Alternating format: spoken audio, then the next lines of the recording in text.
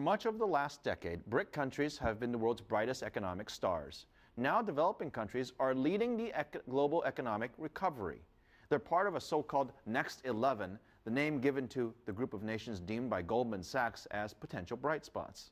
Among them is the Philippines, where confidence in the government and a young workforce are helping the economy. Barnaby Lowe reports. It was a first in the Philippines. Tech companies coming together to showcase the hottest and the newest gadgets in the market. About time, according to Yahoo Philippines, organizers of TechnoStorm. Consider this: 400 million text messages are sent every single day in the Philippines. Over 27 million, or close to 30% of the population, are on Facebook. This place is no Silicon Valley, but Filipinos are considered to be one of the most tech-savvy and tech-crazy. And they're also buying. It's not nearly as big as the Consumer Electronics Show in the US, at least not yet. But organizers are banking on the growing domestic demand for high-tech gadgets and the rising incomes of young Filipinos to make this event a success. Obviously, it represents a very strong economy. I think a very strong middle class.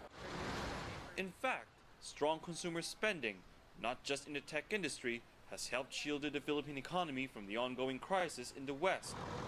The country may have even benefited from it as outsourcing, particularly in the call center industry, continues to grow.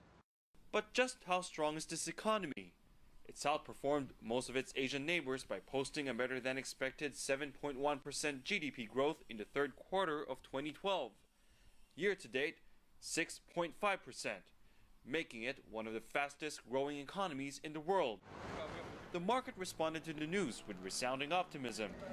The stock index hit an all-time high for the 31st time this year, while the Philippine peso appreciated to a level it hasn't reached for 4 years. We think 7% GDP growth for the full year will be attained. The fourth quarter is a strong quarter given the consumption. It's the holiday season. It's also the highest period for remittances.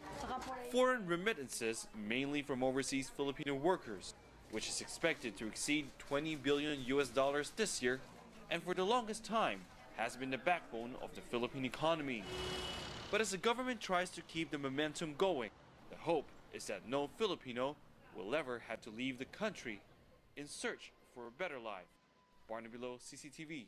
Menez. There are now over 10 million Filipinos working abroad. They're considered national heroes. The money they send home helps keep the Philippine economy afloat, along with the influx of international call centers, expanding exports, and a tourism boom. But success has created an unusual problem for the Philippines: a strong local currency. 10 years ago, an average of $1 to 200 million was being traded here on a daily basis. That figure is now closer to $1 billion. The central bank has been seen to be buying dollars in the currency market to temper the Philippine peso's appreciation. This year, overseas Filipino workers are expected to have sent home some $24 billion by this Christmas. That will probably make the peso even stronger, a double-edged sword as far as many here are concerned. So the structure is such that of the economy was that the services sector is the one really pushing us up. But with the appreciation of the peso, there's a lot of adjustments that need to be made. Regional economists agree that the progress the Philippines has made recently has been long overdue. The country was known as the laggard of Asia for decades. So whatever adjustments it will need to make now are a small price to pay for finally losing that title. Margo Ortigas. Right, enhanced further by the high probability of being elevated to investment grade in 2013 by top credit rating agencies. With this encouraging economic environment, the Philippines is set to stage an investment summit early next year, a landmark event expected to draw serious investors and capital market participants looking into expanding their investment portfolios. So we're finally investment grade. Sounds good, but what does it mean? And what are the risks? It's a seal of approval that will probably lead more foreign investors to put money in the Philippines. That's already been happening, which is a big part of the reason why stocks, bonds, and the peso have been climbing and interest rates falling. Expect more of that. That's good because investors make money. If you have stocks, bonds, a mutual fund, or a UATF, you've probably seen that. It's also good because low interest rates means you can borrow more or more cheaply for that home, that car, that business. And a strong peso makes imports, including the big one, oil, cheaper.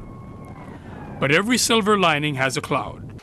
The strong peso hurts dollar earners like OFWs, exporters, BPOs, and the tourism industry. Another problem is that so far, most of the money coming in only goes to stocks, bonds, and real estate. Some economists say this could create a bubble in their prices, which could leave a lot of victims if it bursts. I think the central bank is thinking about macroprudential measures. They've sort of hinted what they might do. I think those kinds of measures should be put in place specifically to guard against this very strong inflows of capital that is forthcoming over the next couple of months. All economists wish more of the money goes to factories or infrastructure, which generates jobs and income rather than just higher prices.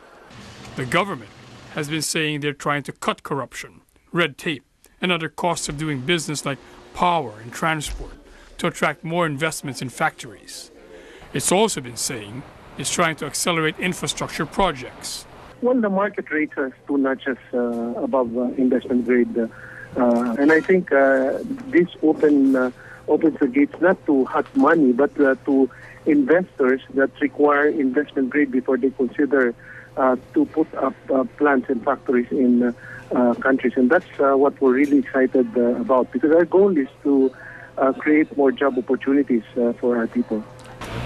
The ratings upgrade puts more pressure on them to deliver, so the expected surge in inflows creates jobs and boosts incomes, and bursts the investment-grade dream so soon after it's become reality. Coco Alcuaz, ABS-CBN. Yari lang sa ordinaryong plywood. Walang magagarang disenyo, kulay at pintura. Ito ang kabaong na mabilis ang ginagawa para sa namayapang si Mang Felipe. Sa itsura pa lamang, inilalarawan nito kung ano ang estado nila sa buhay.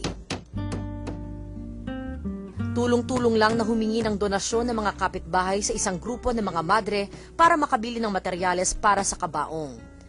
Habang ang labi naman ni Mang Felipe, pansamantala munang pina-safekeeping sa isang punerarya. Hindi daw kasi alam ni Aling Josephine kung saang bulsa niya huhugutin ang pera para pamburol at panlibing ng asawa. Labis ang awa ni Aling Josephine sa sinapit na kalagayan ng kanyang asawa.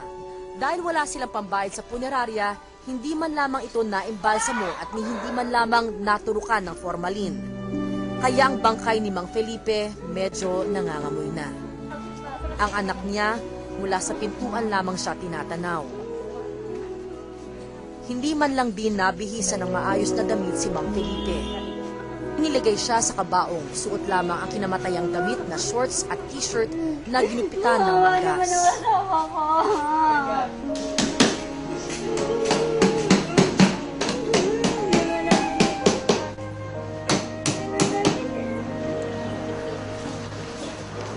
Hindi na ibuburol ang labi ni Mang Felipe.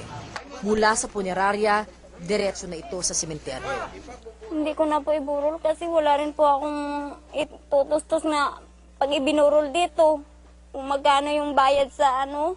O, tapos may maglamay, wala po ako yung pakain. Wala na nga kaming makain ng anak ko. Kaya sabi ko, mabuti pa idiriso na lang. Nakahingi ng libreng libing sa City Hall ang mga kapitbahay nila para kay Mang Felipe. Pero hanggang sa huli, tila ipinagkakait kay Mang Felipe ang disenteng libingan. Hindi na nga nabigyan ng maayos na kabaong, binabaha pa ang puntod. Hindi na alam at nararamdaman ni Mang Felipe na lumulutang siya sa baha. Na manipis na plywood lamang ang kanyang kabaong. Na lumang kumot at unan lamang ang kanyang sapin. Pero maswerte pa nga siya kung tutuusin, kesa sa naiwan niyang mag-ina na ngayon hindi alam kung paano sila mabubuhay. In other news, over 400 colleges and universities have applied for a tuition increase for the coming school year. Of the 451, 95 of the schools are located in Metro Manila. Today is the last day for the submission of the petitions for a tuition hike before the Commission on Higher Education. Among the schools seeking a tuition hike are Adamson University, Latran, University of the East Manila and Caloocan, and University of Santo Tomas. Farm workers listen to the latest legal developments in their fight for their share of land that's meant to be redistributed from the country's second largest private agricultural estate, an estate owned by the Philippine president's family. Comprehensive land reform was signed into law by President Aquino's mother when she was president in 1987. It entitled the farmers to 1 hectare each of this 6,000-plus hectare estate. But none of that land has yet been turned over. Even government agencies do not follow the law, so we have the right to take the land since this is ours anyway. Accusing the landlords of going around the law and tying up the transfer in red tape, the farmers picketed in front of the estate in 2004. It turned violent and at least 7 people were killed, including the Sanchez's only son. We were like animals being fired at. If they were for God, they wouldn't have done what they did, taking away our rights, justice, our land. There were no benefits at all for the workers. Despite that, the Philippine government says the program has been successful and is on schedule. More than half of the land slated for redistribution nationwide has already been turned over to farmers. And the entire project will be completed by its target date in 2014. But officials admit it hasn't been easy. The landowners are very resistant because first they want a just compensation, meaning they want a higher value of their lands. Then second, there are some instances where the farmer beneficiaries who are loyal to them, the farm workers who are loyal to them, do not like agrarian reform because they feel that they will be separated from the landowners' financial assistance. But the struggle for redistribution isn't just about land ownership. For the farmers, it's about social justice. And that would mean eradicating a long-standing feudal system that's deeply entrenched a culture of patronage that's only served to widen the gap between the rich and the poor. The matter at President Aquino's family estate is far from settled. Many Filipinos see this as a true test of his leadership. He's promised to do the right thing and bring justice to those long without it. But will President Aquino be able to do that if it's at the expense of his own family's claims? Jackson Piguera is only 14 years old. He's waiting for the street to be cut up so he can begin his work. The trees here have been cut down illegally. And for $3 a day, Jackson and other children haul these logs to the nearest dirt road to be picked up. I just decided to work because my parents couldn't pay for my school anyway. At least I can make some money now to buy food. The work is backbreaking, but because children are paid much less than adults, they are in high demand. And the money they make goes a long way in helping their families. These children are known as child carabaos. The International Labor Organization says this is one of the worst forms of child labor, and there are thousands of these minors across the country. The Philippine government has promised to eliminate child labor by 2016, but work like this is often done in areas far away from the rule of law. Most of these children have no access to basic health care, and primary education is almost non-existent. The culture has invaded the family of it is more important to earn and earn well at the expense of the children. It's really a concerted effort to ensure that sustainable livelihoods are available in the rural areas. But poverty continues to hold back millions of Filipino families. At over 7%, the unemployment rate is the highest in Southeast Asia, and children are often forced to drop out of school to earn an income. Jackson says he dreams of becoming a soldier. He hopes that one day, poverty will no longer be a burden he has to carry. Jamela Alindogan, Al Jazeera, Surigao del Sur, Southern Philippines.